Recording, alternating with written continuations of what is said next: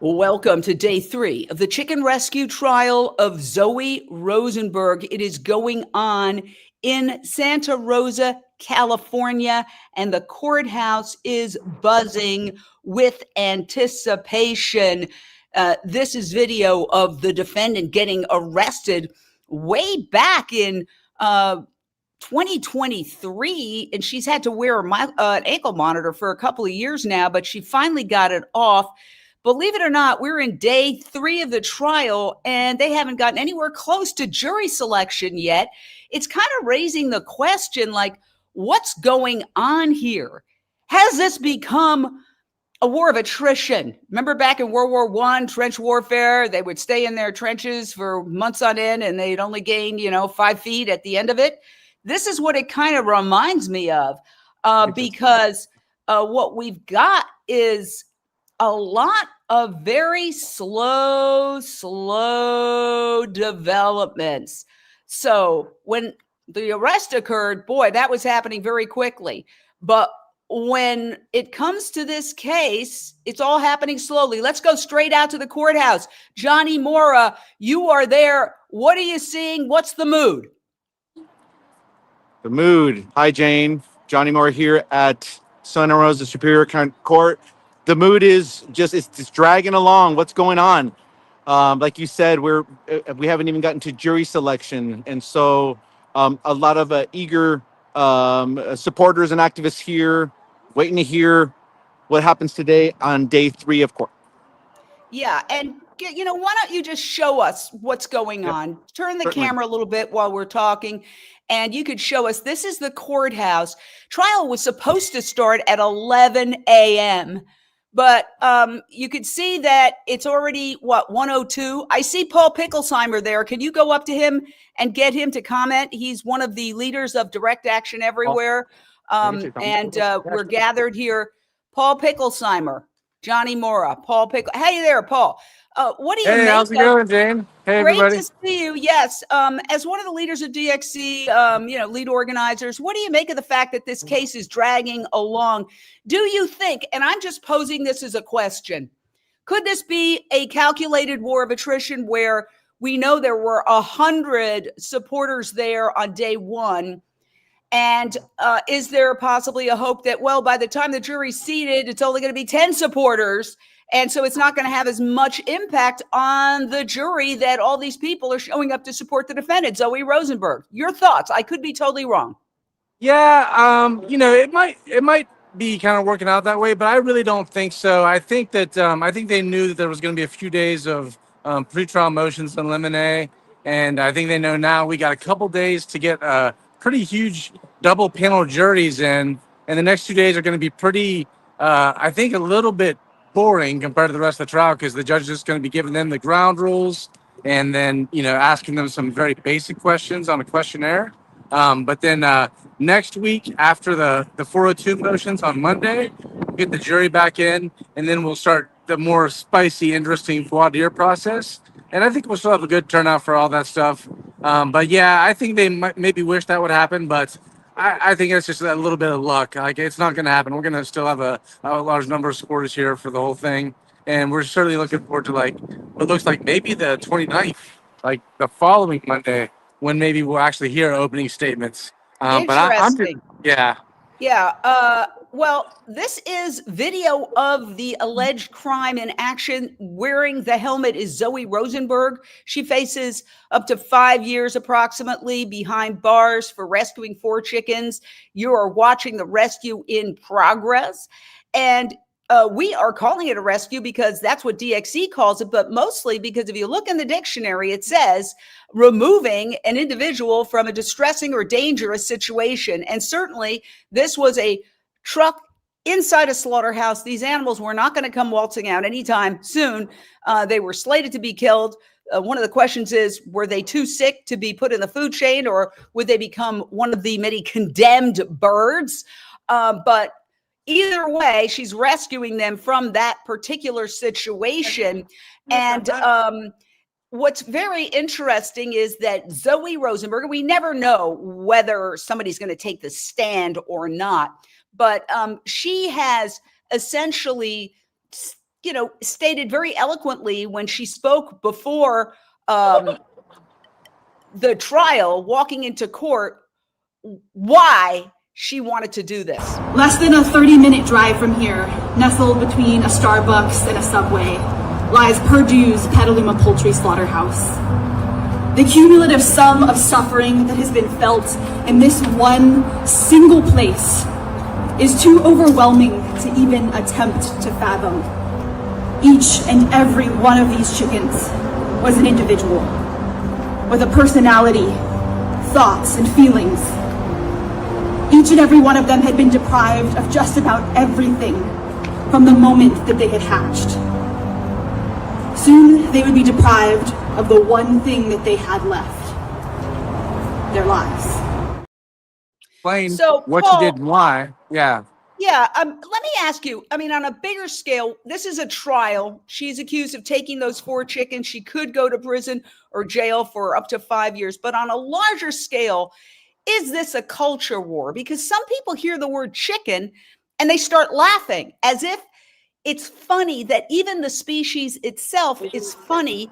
I was at a party and I mentioned that I was covering this trial and somebody started laughing and mimicking a chicken. And I said, so you think it's funny? But that's our culture.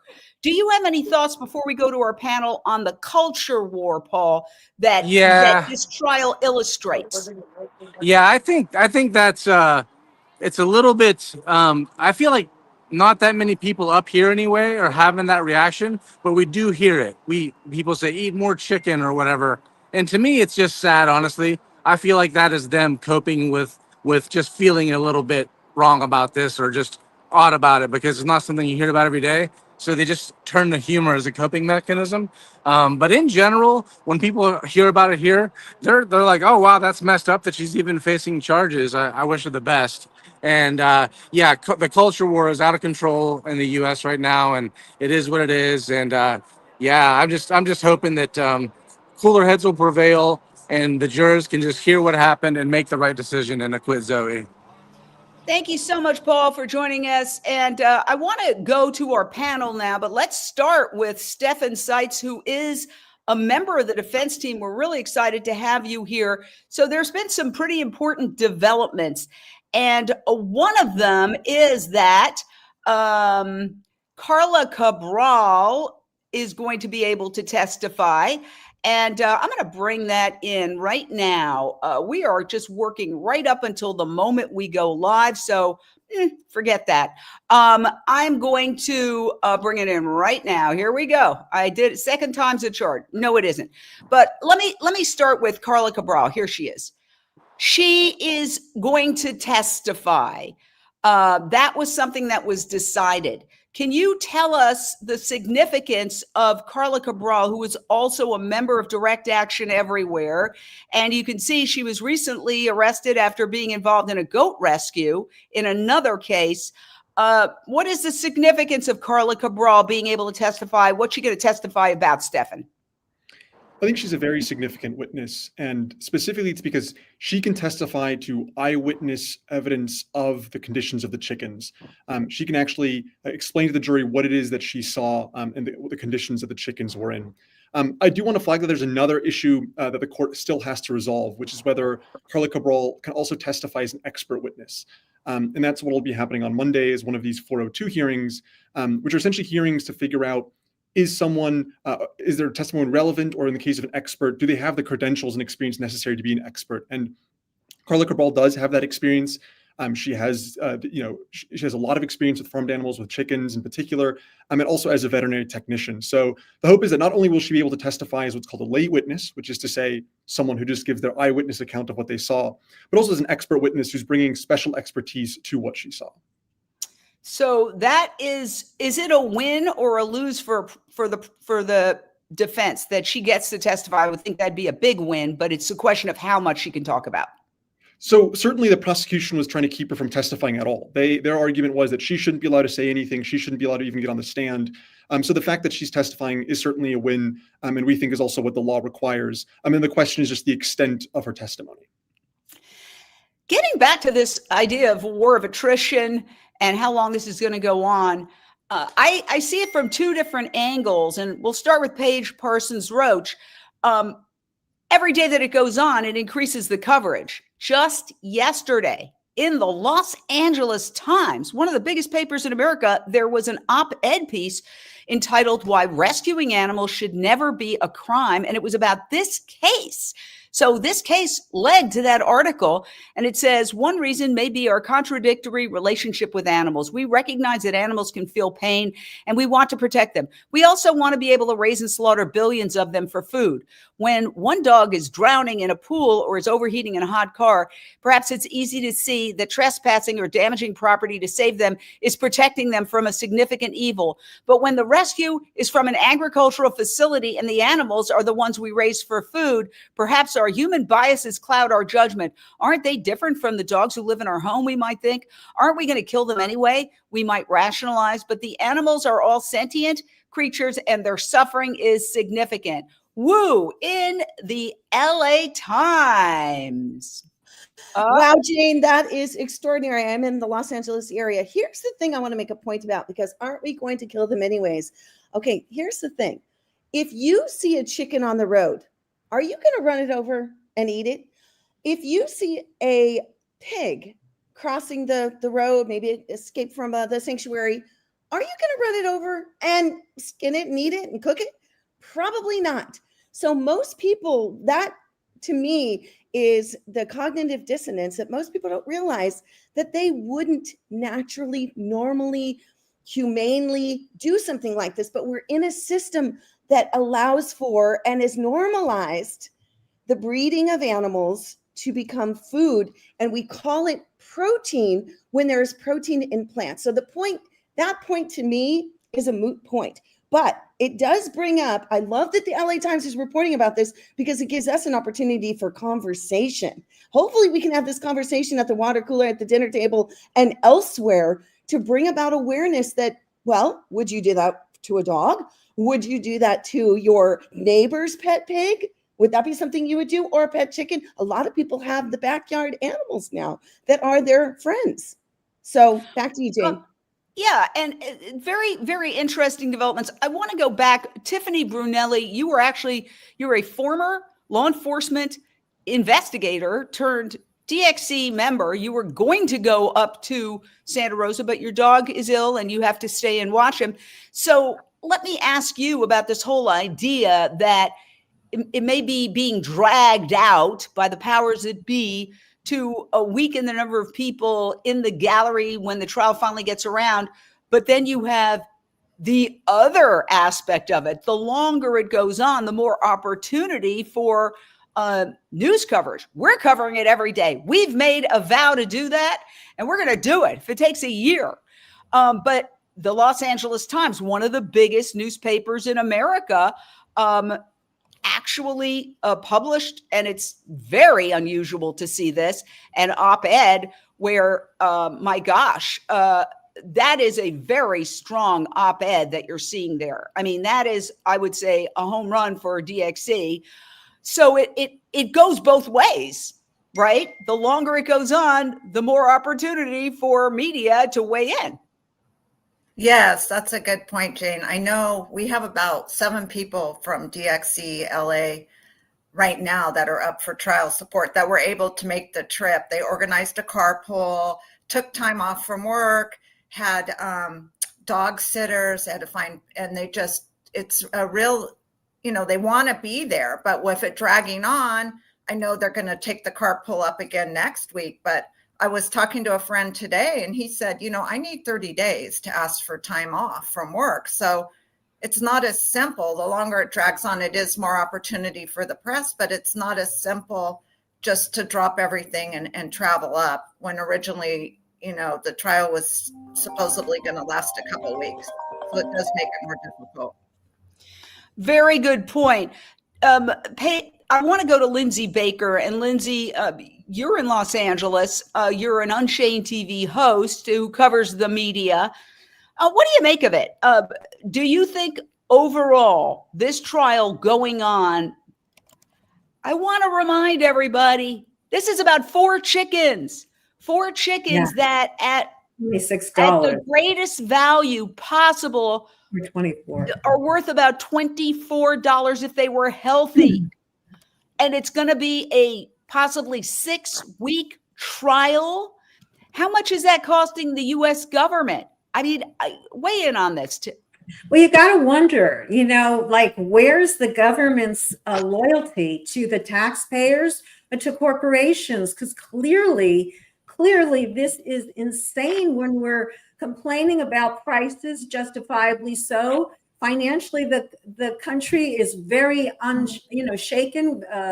Jobs are down. Everything is so important, life-changing things that you would think they would be more focused on world peace and things like that. Instead, what is happening here is they're allowing this horrific thing to happen and normalizing it and hoping that after a time, people are going to forget about it. But that's where we all come in, because as long as Jane says, committed to cover this right to the end, no matter how long it takes.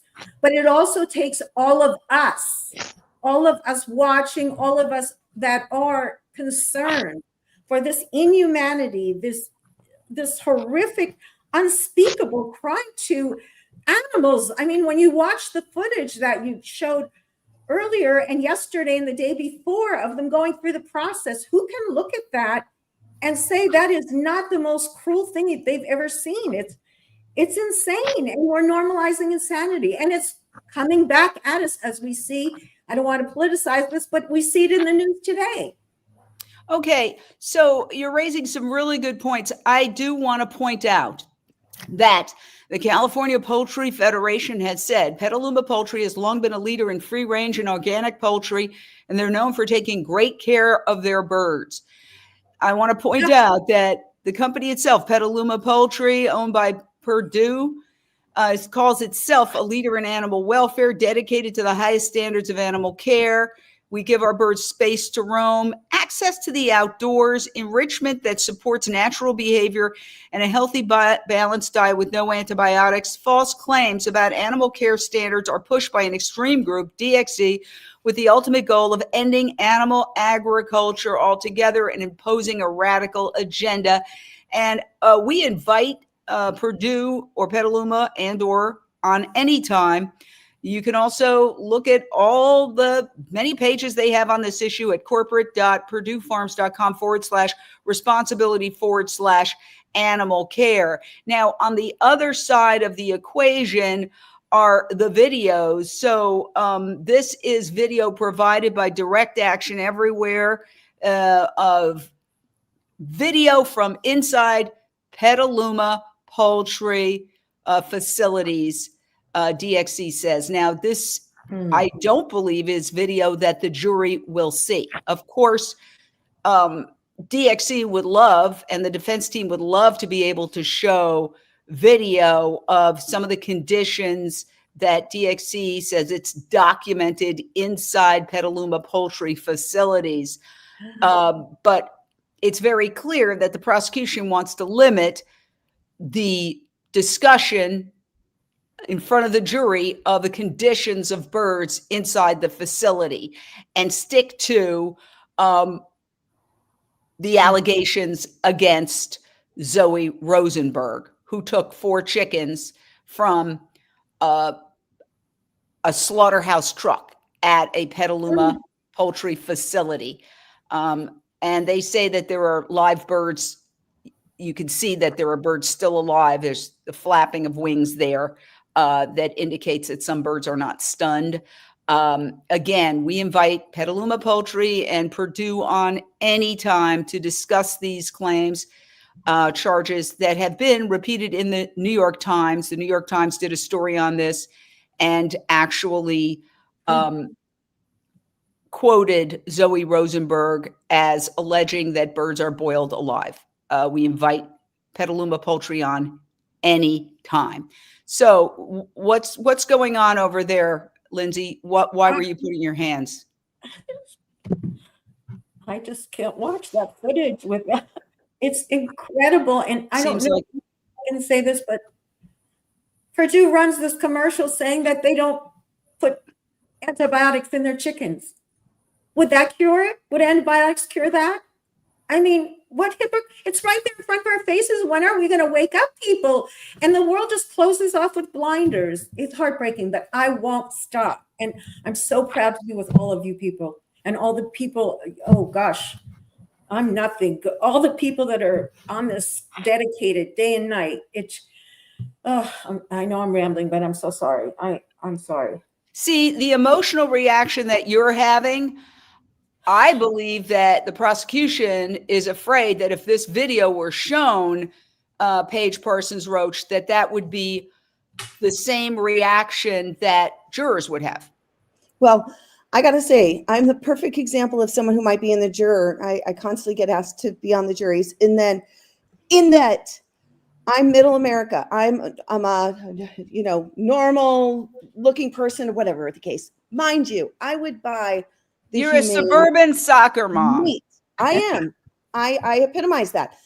Raised 2 children in the suburbs. Here's the thing. I epitomize the person who was consciously purchasing my chicken or my beef, my cow, or my pig. And here's the thing though, I had no idea. And here's what, once I learned, that's why I'm out here speaking up, because I know there are people like me that don't know what's going on and don't believe that there would be lies about the treatment of the animals, that there would be animals that are on their death with all that we just saw, right? That's not being shown. So, but what's being told is you can buy humanely raised. I mean, the places I used to shop are the places where these chickens are being sold. That's the part. So I was being upcharged and paid extra for animals that I thought were being treated kindly. Now, I don't eat these animals anymore. And my point is, yes, I would love for people to get to that point. But in the meantime, this trial for Zoe, somebody who is not an extremist, she's just committed to getting the truth out to people so they can make better choices and spend less money. And the fact that we're spending all this money on this 2-year-old, 3-year-old to be put in jail for 5 years because she's showing the truth, it's absurd. It's absurdity. And I'm frustrated and angry. And that's why I came on this panel, because I don't believe this is the right thing to do. We need to make a change. We need to make system changes. And these animals deserve better. And here's Evelyn, one of our viewers, saying, I can't watch video of the chickens, my heart. So people are having emotional reactions to those videos, which is, I mean, it doesn't take a brain surgeon to realize that's why the prosecution wants to keep those videos out. Quick question to Stefan. Are any videos of chickens, aside from the chickens being taken by Zoe during the commission of the alleged crime, are any chicken videos going to be shown aside from that? At this point, I'm not aware of any videos outside of those. So I think Zoe can testify fairly broadly to what she saw. But as we know, the difference between someone explaining something that they saw themselves and you seeing with your own eyes is substantial. So unfortunately, those videos that you were showing earlier, for example, are excluded. All of the factory farms that feed the slaughterhouse, those have all been excluded. And I do also just want to make the point that I find it especially ironic or troubling that Perdue claims that they're, a leader in animal welfare, and yet they're doing everything they can to prevent this kind of information from getting out, from being seen by the jury. So it does really feel like they're speaking out of both sides of their mouth. Mm-hmm. Yeah. And again, we always say this, but an open invitation to come on. We would love to dialogue with you. Let's talk about another key issue that came up yesterday, and it's related, is how much Zoe would be able to testify. Now, correct me if I'm wrong. Judge Knox, if that's how you pronounce it, ruled on critical evidence questions. He decided that defense witnesses cannot testify about past investigations into Petaluma Poultry. However, Rosenberg herself is allowed to testify about how those investigations shaped her belief and intent. She's also permitted to explain how the police sanctioned rescue of one chicken named Rose, a chicken removed from Petaluma Poultry and placed in her care, shaped her conviction that rescuing animals in distress is legal and necessary. So let's listen to Zoe. And on the other side, we can decide whether we think she's going to be able to testify in a similar fashion in court. About 5 years ago, animal rescuers went to a factory farm that supplies to Petaluma Poultry and tried to rescue chickens who were dying on the floor of this factory farm. And the animal rescuers called the police because they were hoping that the police would come and try to help the animals and address the criminal animal cruelty. And the police did show up, but they decided instead of helping the animals that they were going to protect corporate interest, and they actually tore those chickens out of the arms of animal rescuers, and law enforcement killed all of them, all but one. One chicken was allowed to go past police lines. One chicken was allowed to go to the vet and get care and spend her life at sanctuary. And that chicken was Rose. Rose was brought to me, and she was severely debilitated. She was really sick. The first night that she was with me, she was so scared. I remember I had her in my bedroom in case she needed anything. And when I turned the lights out, she started crying, and I couldn't figure out what was wrong. I didn't know if she was in pain. I just didn't know why she was so upset. She just wouldn't stop crying. And finally, I wrapped her in a blanket, and I brought her up onto my bed, and then she fell asleep. She stopped crying, and I realized she just didn't want to be alone.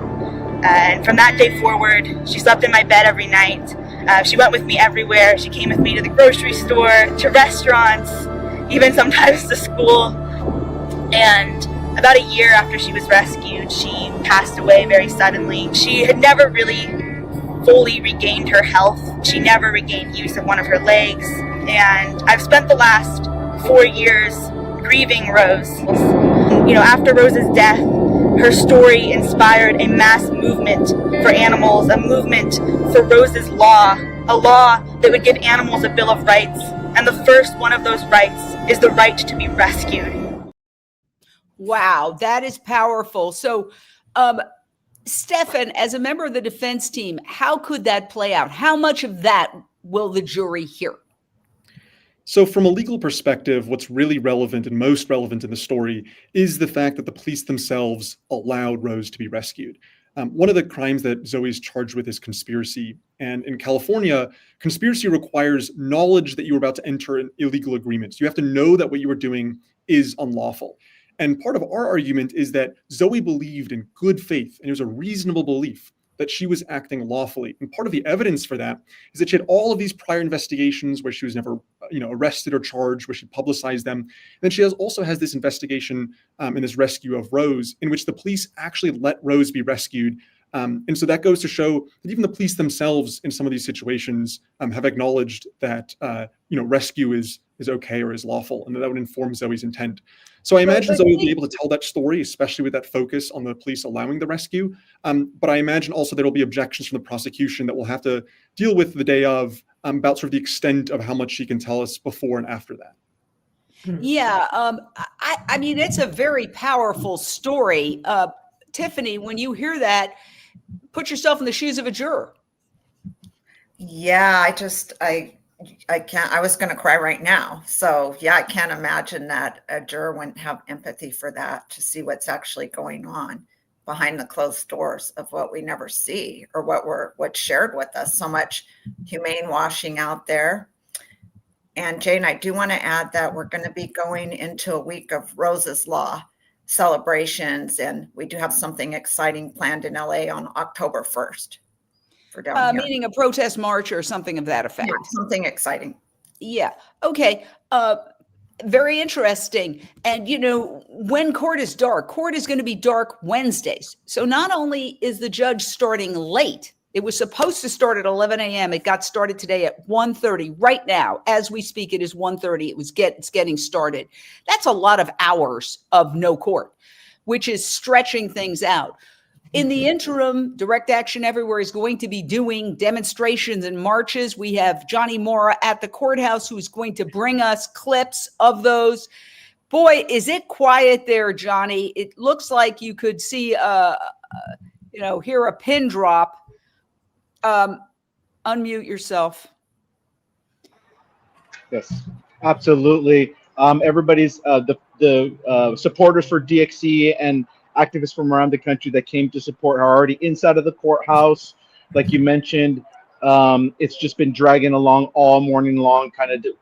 We're playing a waiting game, and so everybody's been briefed on what to expect today, and they're inside of the court. And now we're just waiting for just a few other activists that are I could see from a distance coming in to sit through today's proceedings. And have you heard anything about like what would happen on the weekends while everybody's waiting? Because if this trial goes on 6 weeks, there's going to be a lot of weekends and Wednesdays when the court is dark. Absolutely. Yes, Wednesday, court's dark. Saturday and Sunday, they have a march. Saturday, they have a march planned throughout the day in Sonoma County to march to Petaluma's Poultry's slaughterhouse. That's going to be happening around noon, as well as additional other protests. Yesterday, they were protesting Trader Joe's and their use of Petaluma poultry. And so they're going to be planning different events in between the days and the times that we're not in court. Thanks so much. And when we say, we invite anybody on, we also invite Trader Joe's. There have been protests at Trader Joe's, which carries a brand that DxE says comes from the Petaluma poultry facilities that they've been investigating. So, I mean, this is really, it's been described as a David and Goliath battle page between a 23-year-old UC Berkeley student and one of the most powerful industries on the planet. Your thoughts on that? A lot of money being spent. A lot of money being spent on chickens that are supposedly are $24. Here's the thing also that I want to point out is that, yes, these chickens would have been sold for food, right? Well, maybe not. Maybe condemned. It depends. Okay, condemned meaning they would have been put into the discarded, or whatever they do with the animals, right? So they would have been processed for food, right? Okay. But Zoe, who has a heart for animals, who cares, can see the truth about caring about a dog and a chicken and a cow and a pig. So here is a young person who is basically bringing higher consciousness forward. I just have to call it that. Because when my daughter came home and brought higher consciousness to me about animals, I started to look at the truth. And that's another reason why this is important. It takes people like us who are willing to speak out. As Lindsay Baker was speaking about earlier, she's not going to stop, and neither are the rest of us here to bring the truth forward. The public deserves the truth. They're not being told the truth. And Zoe risked her 5 years potentially in jail, right, for a crime. It's being called a crime of compassion. Compassion is not a crime. It's not a crime. And dogs are treated as if it's okay for you to break the window if you see them in a hot car.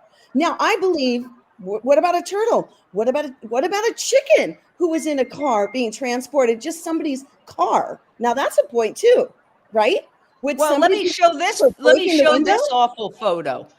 This photo is dogs being sent to a live animal market to be killed for food in a foreign country.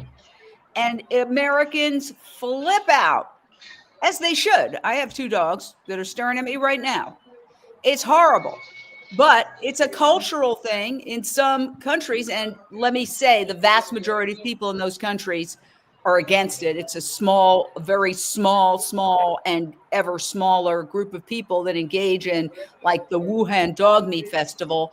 But again, the idea of dogs being on a certain pedestal in America and chickens at the lowest, that's another reason why this case is so important culturally. If you look at the number of chickens killed, you can see that more chickens are killed than any other animal. Here is, look, 75 billion. So if there were to be a cultural shift on chickens, the number of animals killed would drop from something like 80 billion or more to just a couple of billion, a few billion. And that would be a huge victory. So you can see right there, 75 billion chickens killed for meat in 2022 globally. And at the very end, there's dogs. Okay. That's an estimate from 2016, but there you see, I mean, all these animals are in this list. But wow, that's why this case is so significant, Lindsay Baker. I'm sorry. Go ahead. I just wanted to make the point that I hope that footage that we just saw, Zoe, with how Rose became a pet or part of the family. And I think the key point there is why the dog is so, almost everyone will react, oh my God, horrified if they see a dog in that situation, is because we've come to know dogs. We know their heart. We don't see the intelligence of chickens. And as you were saying before, it's even downplayed and mocked. So, I mean, that has a lot to do with it. I just wanted to mention. Oh, yeah, absolutely. And our entire culture, you call somebody chicken if you think they're cowardly, which is one of the reasons why we try to look at language. And there's a whole new philosophy of speciesism, that there's hate language directed at animals. You call somebody a pig or a cow. These are insults, actually. So we've demonized animals to the point where even referring to a human being as an animal is considered an insult. Paige? I just want to circle back on what Stephen was saying earlier about reportedly there were reports about this particular chicken farm, slaughterhouse, that had been reported to be abuse. There had been misconduct and abuse already reported. So to me, Zoe having that information is very key to her intent of desiring to go and look at what was going on. So it's not extreme. It's actually doing due diligence towards, well, you could look at it towards the consumer, or you could look at it towards caring as a human being for another animal, right? So to me, that's very important. Now, is that dismissed? Is that going to be allowed? Can we circle back on that? Because I want to make sure I understand that point. It's a very important point you're making. She didn't just take this action, wake up one day. She had gone in and investigated and gathered information and tried to report it to the authorities over and over and over again.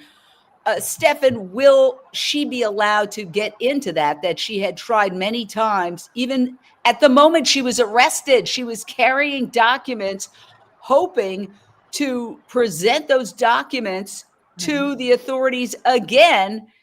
And when they called out her name, she said she thought, oh, they're coming to collect the documents, but no, they were coming to arrest her. So my understanding, and this is still subject to judicial rulings as testimony proceeds, is that Zoe can testify quite broadly to her intent. And that includes to having attempted to report and things of that nature. Unfortunately, there's also evidence from other individuals who reported animal cruelty and animal abuse and neglect that won't be admissible. So there was also other witnesses that we'd hoped to put on the stand who would talk about the long history of fruitless reporting, and also telling Zoe about the fruitless reporting that obviously shaped Zoe's intent. And those witnesses are excluded, but Zoe herself can still testify to all of the fruitless attempts to report. And I think that's really important. As people have been saying, it's not the case that Zoe just woke up one day and decided to enter this slaughterhouse and enter these factory farms. On the contrary, this was really an emergency measure of last resort. It's when all other ordinary options had failed, when law enforcement and the agencies that are supposed to step in to protect these animals and to protect from this kind of neglect, when they had all failed, that she felt the need to take action. Well, it's very interesting you mentioned this, because a previous case in another county in California, Merced County, involved this right to rescue case involving former Baywatch actress Alexandra Paul and her cohort there, Alicia Santorio, and they were put on trial. And what's very interesting is that there was more leeway, because I think that the prosecution is learning from each and every one of these cases that, wow, you get these people on the stand, if they get to tell their side of the story, jurors are going to sympathize with them. So during this case, Alexandra Paul was able to get on the stand, and I think she's gotten on the stand maybe in a couple of cases, but here's a clip of her testifying and what she said. Open rescue is going into facilities where there's animal abuse and documenting that animal abuse and rescuing the animals who need medical care. And that's the rescue part. And then the open part is that we don't cover our faces. We are completely transparent about what we're doing, because that's an important ethic to us, and because the companies that we're investigating are not transparent. And also because we believe that what we're doing is legal and right. So will Zoe be able to say something similar, Stefan? Yes, I think so. I think she'll be able to explain open rescue, the ethic of open rescue, the transparency that she's committed to, and why she conducted the rescues. I also will point out that one difference between this case, though, and the previous case that you were mentioning in Merced, is that in that case, there were also theft charges brought. And when theft charges are brought, the quote unquote value of the property is one of the issues at trial. And in this case, just like in the previous case of Wayne Sheng in Sonoma County, they've dropped theft charges. And potentially one of the reasons for that is because they're very scared of any evidence of the health of the birds becoming relevant, because that would go to the bird's value. And instead, what they've decided to do is charge lower level offenses, including trespass, and then conspiracy to commit trespass. And what's strange in California is that you can actually charge conspiracy to commit a misdemeanor as a felony. And that's what's happening here. That's pretty unheard of. I'm not familiar with any other cases where that's happened. As far as I can tell, California is the only jurisdiction that allows that as well. So I think there's a lot of things that are exceptional about this case. And that's one of them, that the prosecution is really going out of its way to charge the most aggressive version while limiting as much evidence as possible. And I mean, that's how they won the conviction against Wayne Sheng, right? They did a conspiracy charge.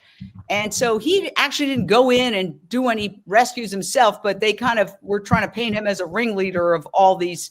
And he ended up going to jail for, well, it turned out not that long, but it still had a big impact on him. And he wasn't allowed to, they also said that he wasn't allowed to talk to any of his, I guess, co-conspirators, alleged co-conspirators. And that was like basically, I don't know, a huge number of his best friends, including Zoe Rosenberg, right? Yeah. Yeah, go ahead, Paige. I just have to say, it just seems like we're being painted as these, outliers, like we hear it over and over again about extremists, these jail, deserving citizens who are out there, disrupting, people's plates. And the bottom line is we are because we are saying that animals have the right to live. We do want to stop the breed to feed system. We want to encourage people to get more plants on their plate. That's what we do, right? And in this case, Zoe is showing the truth. She's not a criminal. Again, compassion is not a crime. When did that become a crime? When did all of a sudden now we're putting her on the stand for showing the truth? When reportedly there were reports that there was already this in place for years. So, well, it's dumbfounding to me, Jane. It's a chess game, and it's going on right now inside the courthouse. We're going to wrap up our coverage today because people come back here to Unchained TV Facebook, and we're streaming across social media. We're streaming on our streaming network behind me.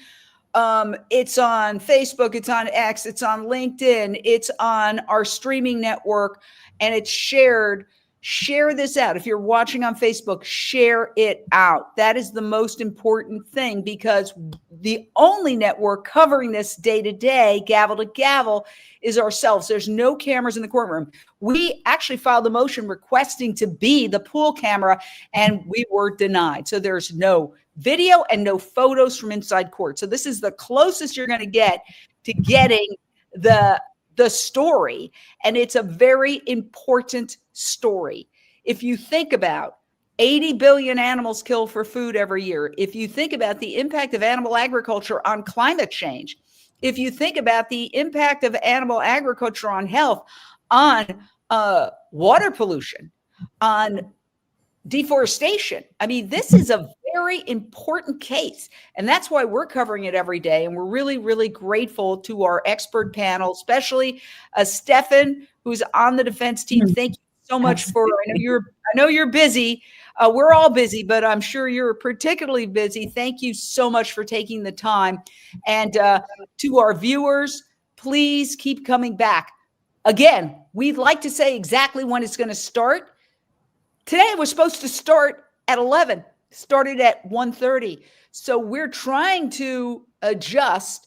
We will be putting out every day when we're going to be live, but it's certainly going to be either noon or 1:30, depending on what the judge does. And our panel will be here.